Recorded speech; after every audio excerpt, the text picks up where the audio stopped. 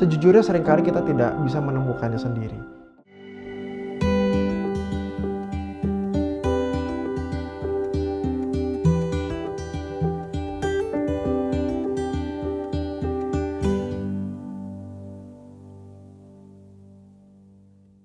Hai sahabat Gading Konseling, hari ini saya mendapatkan sebuah email dari saudara O di Jakarta.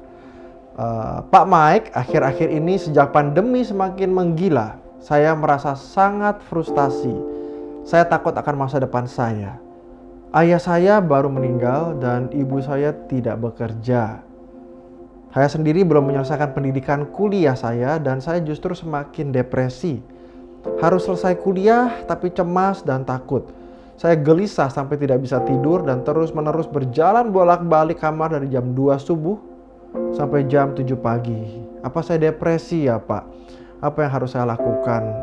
Wah saudara, ini memang kondisi yang mencemaskan ya buat banyak orang dalam masa pandemi sekarang ini.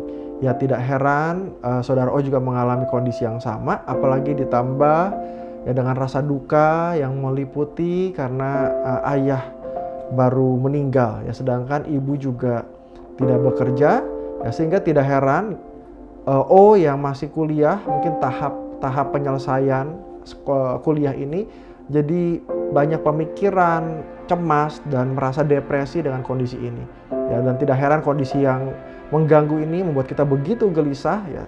O sampai bolak-balik kamar, mungkin berpikir begitu rupa dari jam 2 sampai jam 7 pagi gitu ya. Sehingga dia tanya apakah ini depresi atau apa yang harus dia lakukan.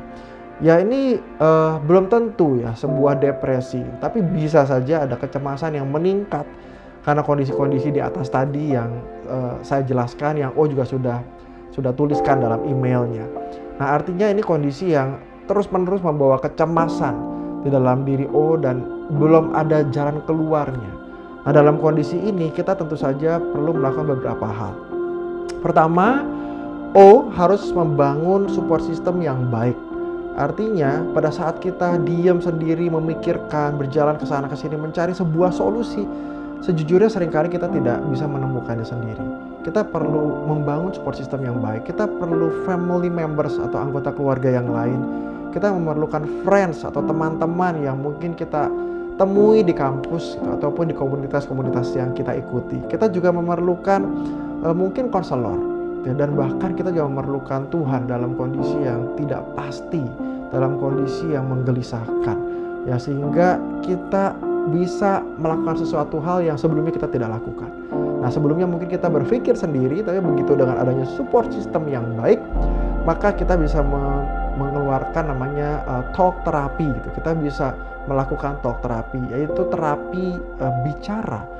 Ya, kita seringkali memerlukan teman atau keluarga atau orang lain untuk kita men-sharekan pikiran perasaan kita, unek-unek kita, apa yang terjadi dalam diri kita, dalam jiwa kita. Karena memang itu realita yang menggelisahkan hidup kita. Nah, sehingga kita perlu way out daripada terus-menerus berputar dalam pikiran kita sendiri. Kita perlu bicara, kita perlu menemukan orang lain di mana kita bisa menyatakan pikiran dan perasaan kita. Nah, kita juga perlu tahu ya, apakah kita juga memiliki keunikan-keunikan? Karena bisa jadi ada orang-orang tertentu yang misalnya memiliki dependent personality atau kepribadian yang bergantung kepada orang lain, sehingga pada saat mulai kehilangan satu dan lain hal itu menjadi begitu gelisah.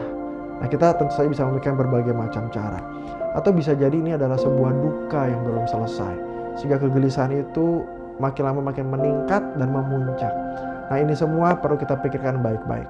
Tapi tentu saja ada Gading Counseling yang siap mendengarkan, memperhatikan dan juga berempati dengan kondisi yang dialami oleh O dan juga mungkin rekan-rekan lain yang ada di luar sana.